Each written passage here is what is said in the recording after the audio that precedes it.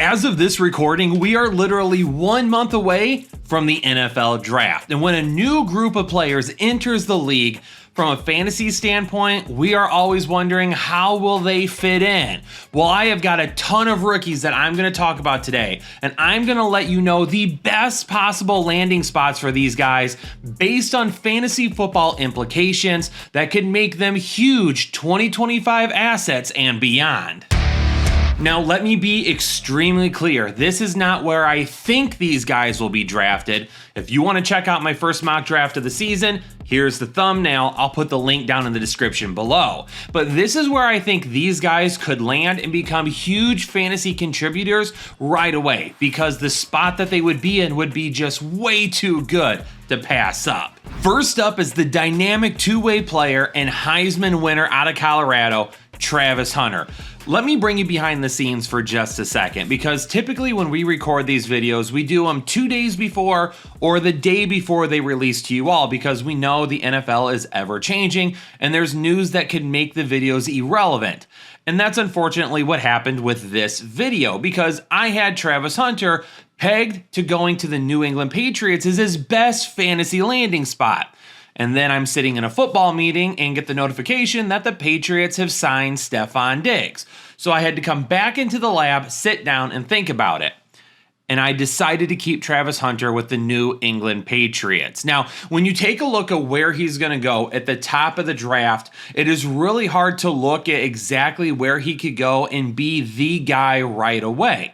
And when you take a look at New England, even with Stefon Diggs, Travis Hunter is not going to have a whole lot of competition as a wide receiver for targets right off the bat. Now, Stefon Diggs, by all reports, is going to be really close to being ready for week 1. But we know when it comes to injuries at the NFL level, that is not always a guarantee. Sometimes it takes close to a year for wide receivers to kind of get back to where they were. So let's say, devil's advocate, he is ready for week 1. Does that mean that he's actually ready to go out there and start balling out again? Travis Hunter is going to have the opportunity to connect early and often with Drake May, especially this offseason if New England spends a pick on him. Stefon Diggs is not going to be ready to jump right on the field come training camp. And realistically, who is there that's going to take a bunch of opportunities away from Travis Hunter to work with Drake May? It's not Kayshon Boutte. It's not Kendrick Bourne, it's not Demario Douglas, and it's not Hunter Henry. So even as Stefon Diggs works his way back and gets ready to actually play in week 1, Travis Hunter is going to have all offseason, rookie minicamp potentially to work out, and Drake May connect with him a little bit. Even though Drake May is not a rookie, maybe he shows up and works with him a little bit. You're going to have OTAs, you're going to have preseason games, you're going to have all of this time where Travis Hunter could be the number 1 wide receiver on this team. And then Stefon Diggs is able to work his way back, and he's back week 1. Maybe he's not 100% as of yet, but Stefon Diggs is still another name that's going to keep people off of Travis Hunter. I don't think this signing is actually all that bad if Travis Hunter does land in New England. I still think for 2025, this would be an absolute huge landing spot for his fantasy value. And let's also throw this little tidbit out there.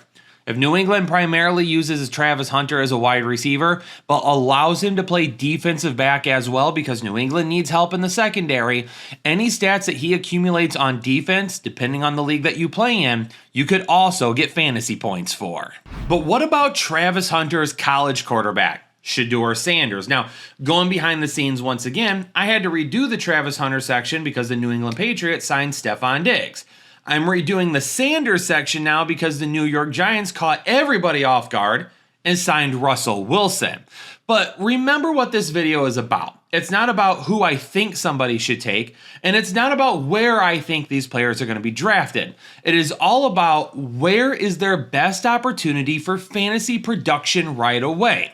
And for me, I'm going to leave it with the New York Giants. Now, the New York Giants, at this point, I could see them passing on a quarterback at number 3 and maybe trying to get back into the first round later on to maybe get Jackson Dart. Or maybe they're going to get like a Quinn Ewers a little bit later on to kind of sit behind Russell Wilson and Jameis Winston this year to maybe build him up a little bit.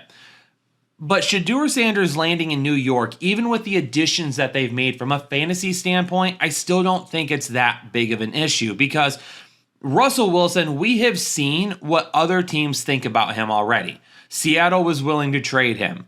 The Denver Broncos essentially gave up on him after 1 year.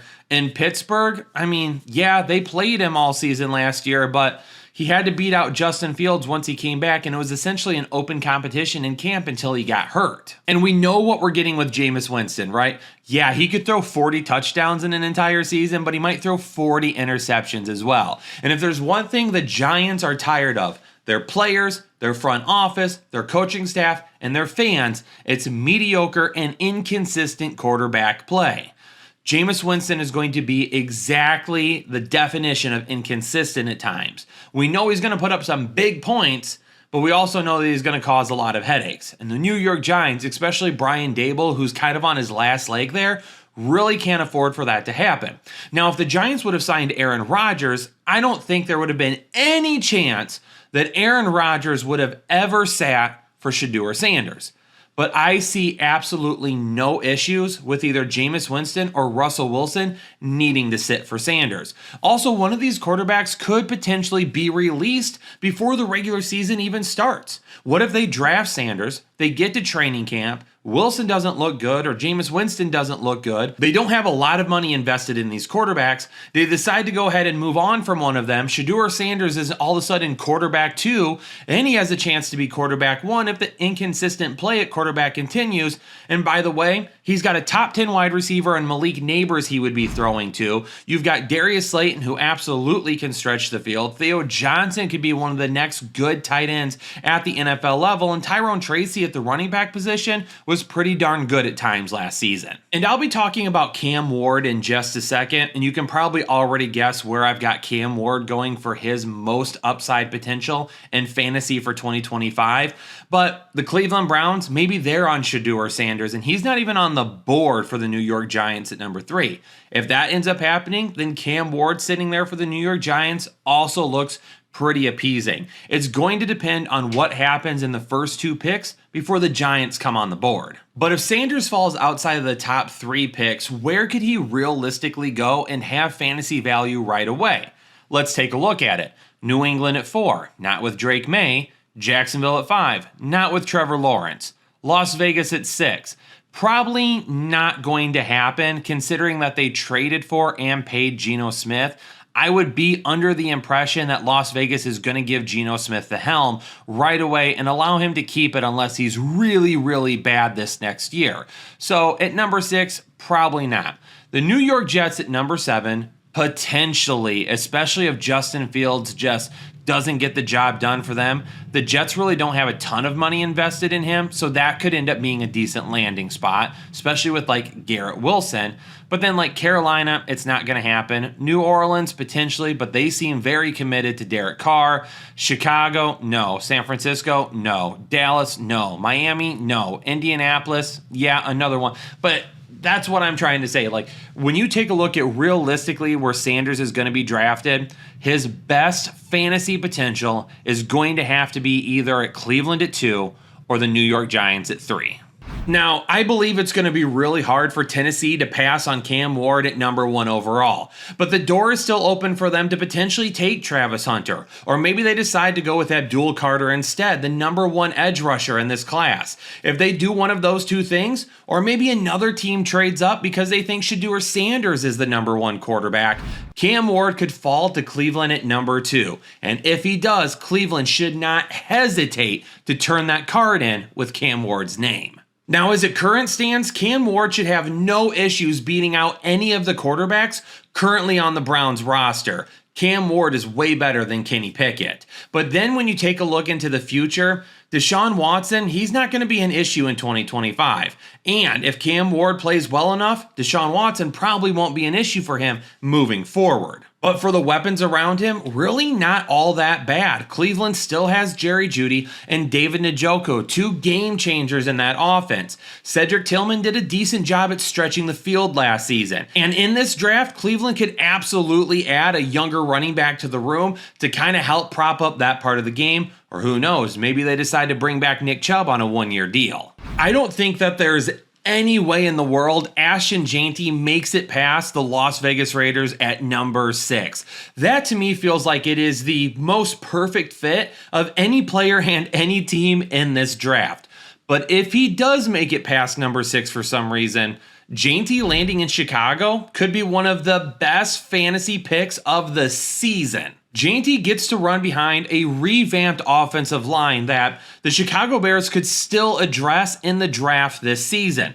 Plus, you've got Caleb Williams in year 2 with plenty of weapons in Rome Odunze, DJ Moore, and Cole Kmet. And having a better offensive line and weapons spreading the defense all over the place is going to create a lot of opportunities for Ashton Jeanty to put together some big plays. But maybe the most beneficial thing here is going to be Ben Johnson. As a Lions fan, I saw him do it for the last 3 years in Detroit. The numbers that David Montgomery and Jahmyr Gibbs put up, you know that Ben Johnson is going to run the football and stay balanced, and Ashton Jeanty could be a huge fantasy winner in this offense. Now, it doesn't matter if it's Travis Hunter, Shedeur Sanders, Cam Ward, Ashton Jeanty, or any of the other rookies that I talk about in this video.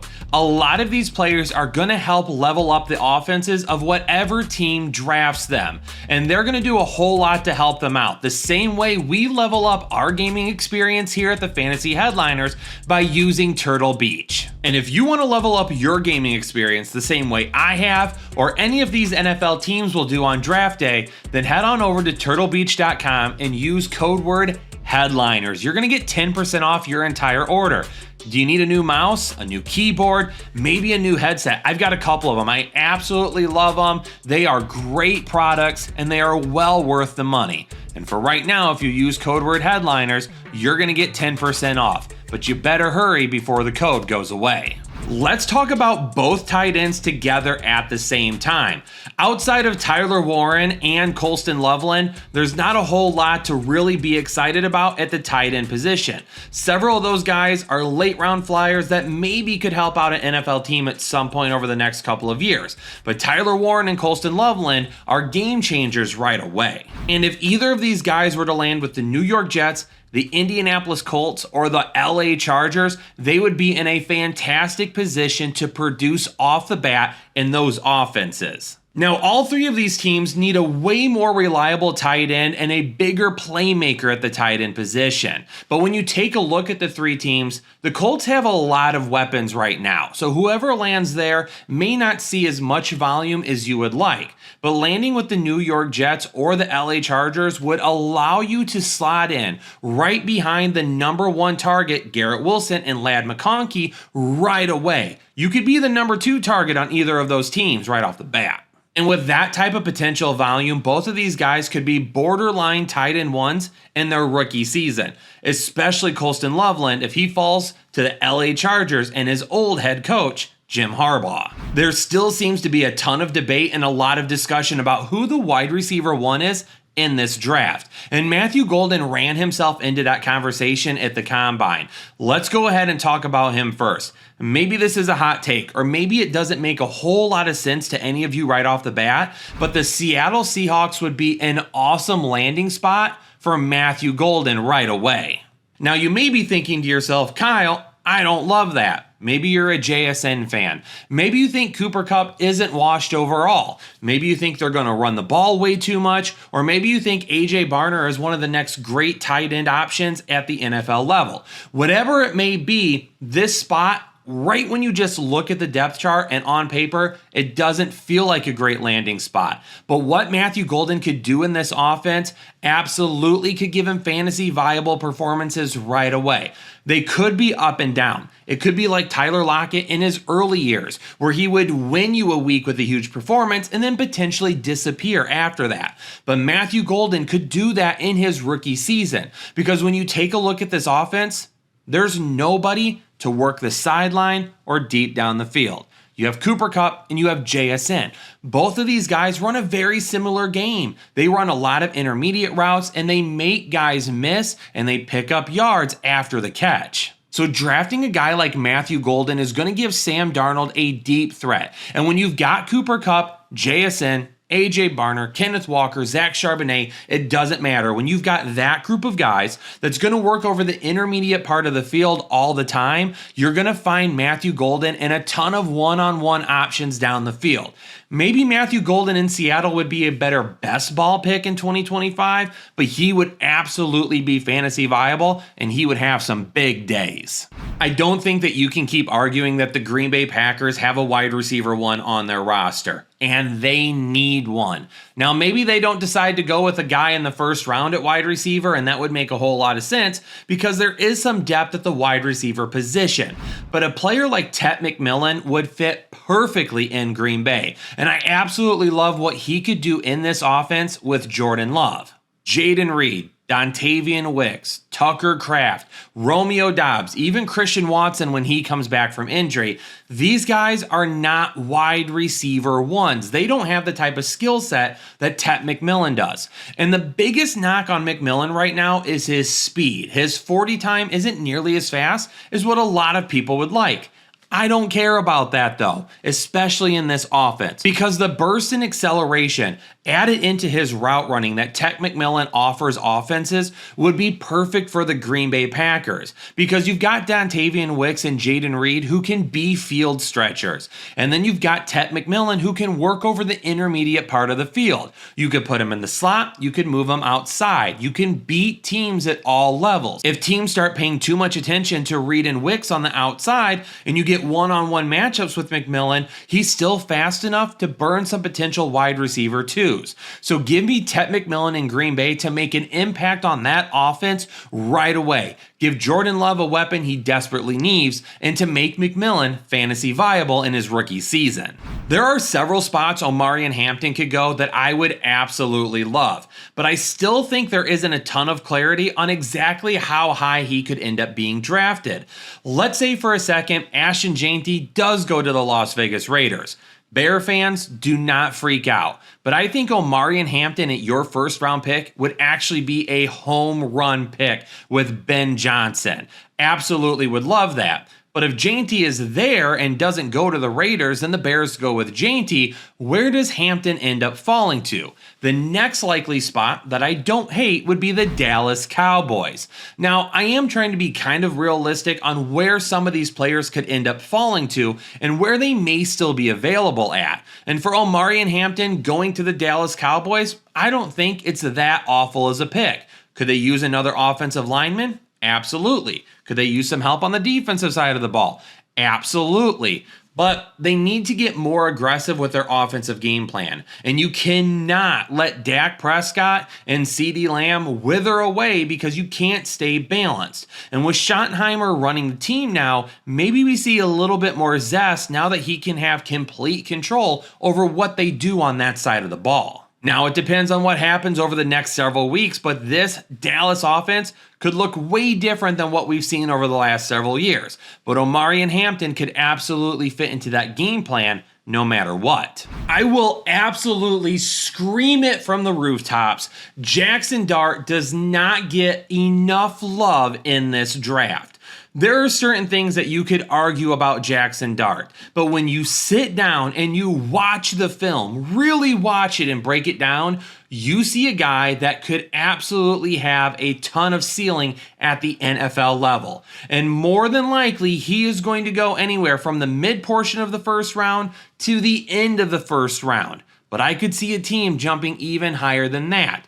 Now, in my last mock draft, I have him going to Pittsburgh. And maybe that does or doesn't change depending on what Aaron Rodgers does. For the long term, even if Pittsburgh were to sign Aaron Rodgers, I think Jackson Dart would be best benefited by going to Pittsburgh. It gives them their quarterback of the future, and it allows them for a year or two to sit behind Aaron Rodgers and work on some of those things that he needs to get better at. But if you're looking for immediate impact, stay with me here. I'm thinking the Tennessee Titans, but I'm not thinking at 1 overall. Now, when I take a look at the Tennessee Titans, they absolutely could end up moving back inside the first round. They are picking just inside the second round. So packaging their second round pick and maybe a third or another couple of picks somewhere to move up to the end of the first round could absolutely happen. There's like 4 or 5 teams at the end of the first round that are looking at best available player or have a plethora of riches already, and they could just go ahead and move back a few spots, still get a guy that they really like, and pick up some additional picks as well. Tennessee doing that would allow them to come back into the first round, get their number one player on the board if it's not Cam Ward. Maybe they decide to go Travis Hunter. Maybe they decide to go with a guy like Abdul Carter. Maybe they trade back a few spots and go with Mason Graham or Will Johnson. Or maybe they end up drafting another wide receiver. Whatever it may be, coming back into the first round to get Jackson Dart could end up being a game changer for this franchise. He's already better than Will Levis. He would take over as the starter almost immediately after winning the job in camp. Calvin Ridley, he's not completely washed. He's getting up there, but he still has the ability to make plays and can be a benefit. Then you've got a guy like Treylon Burks. I don't think he's a bust as of yet, but getting a guy like Jackson Dart to try and open up his potential would be great. Chigioko is still there. I just mentioned it. They could draft another wide receiver. And on top of it, the run game last year with Tony Pollard was actually super solid, even though they couldn't find any competitive balance at the quarterback position. Now, I will say this, even though he could have some fantasy viability in 2025, there will be some ups and downs. He is the type of big play quarterback that's going to make some throws that you're going to go, holy cow, and that are going to lead to big days. But then he's also going to make some other throws that you're like, why would you do that? Not nearly as many as Will Levis, and not as bad as Will Levis, believe me. Andy's far more athletic and more accurate than what Will Levis is. But Jackson Dart in Tennessee, I actually don't hate that at all. All right, to wrap up the video, I've got just a few quick hits that I'm going to go over real fast. I'm not going to go nearly in depth as I did with the other players.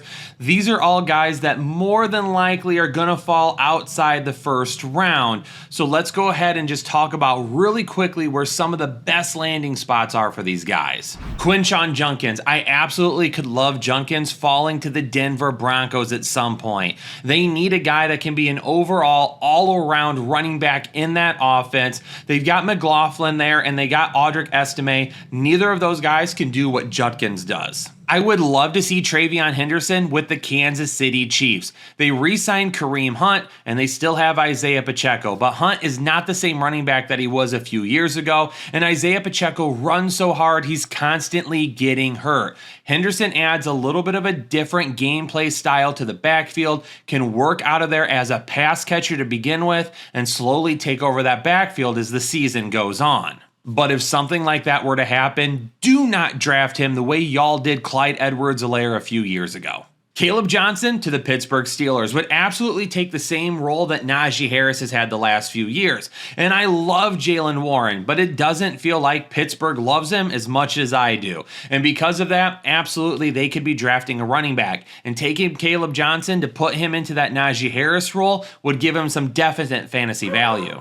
What about Emeka Egbuka catching passes from his former college quarterback, CJ Stroud with the Houston Texans? Obviously, Stephon Diggs is gone, and Tank Dell probably will not be back at any point this season.